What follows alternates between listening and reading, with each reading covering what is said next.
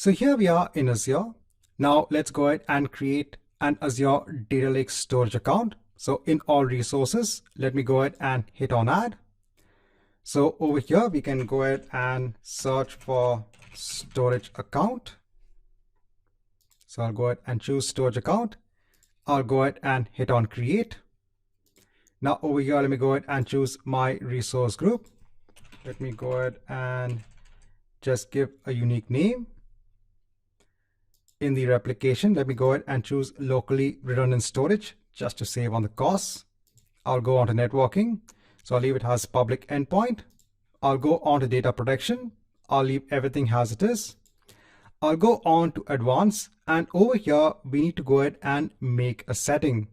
So over here, you can clearly see that there is a setting known as Data Lake Storage Gen 2.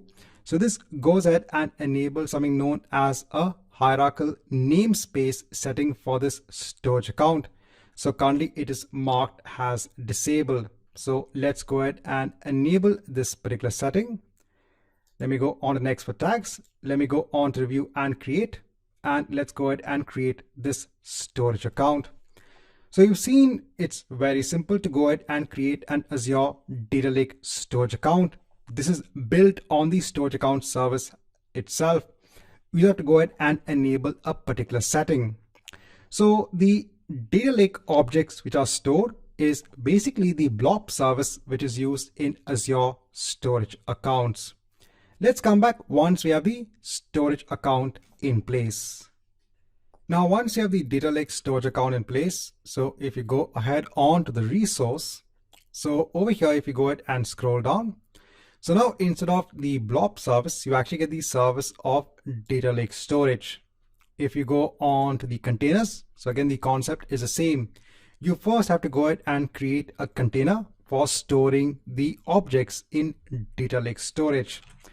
So I can go ahead and give a name and then hit on create. Then we can go on to the container.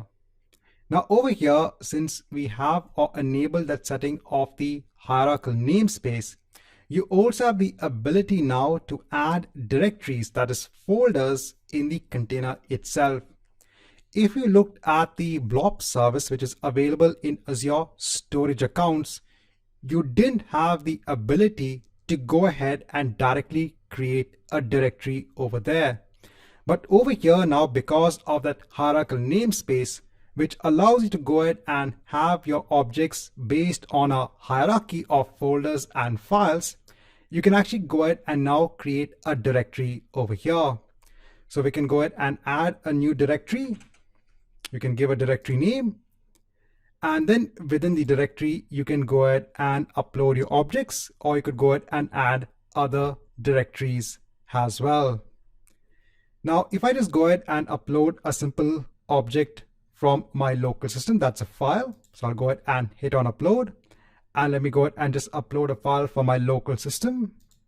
So just uploading a simple file over here. Now I've gone ahead and connected on to the storage account using Azure Storage Explorer.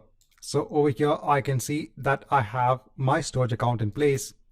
So over here, if I go on to blob containers, so remember over here, the blob containers is basically pertaining on to our data lake storage service. Now, if I go on to the container, over here, if I go on to more, and if I go ahead and click on manage access, again, this is an extra feature which is available for data lake storage accounts. Over here, you can go ahead and actually give access at the container level. You can go ahead and give access at the file level or the object level as well. So over here, if you go ahead and actually hit on add, you can go ahead and actually search for the users that you have defined in Azure AD in Azure Active Directory. So over here, if I go on to Azure Active Directory, remember this is our identity store. If I go on to users, so over here, I have a user known as user D. So let me go ahead and just click on this user. So I can take this username. So let me go ahead and just search it over here. So you can see we can select our user. We can go ahead and hit on add.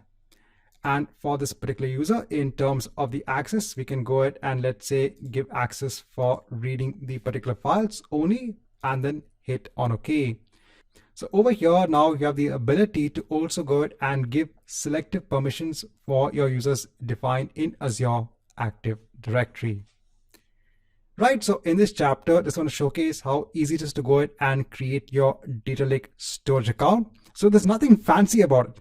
Remember, this is your data lake store or your store for storing different types of data and for storing the data that's incoming from different data sources.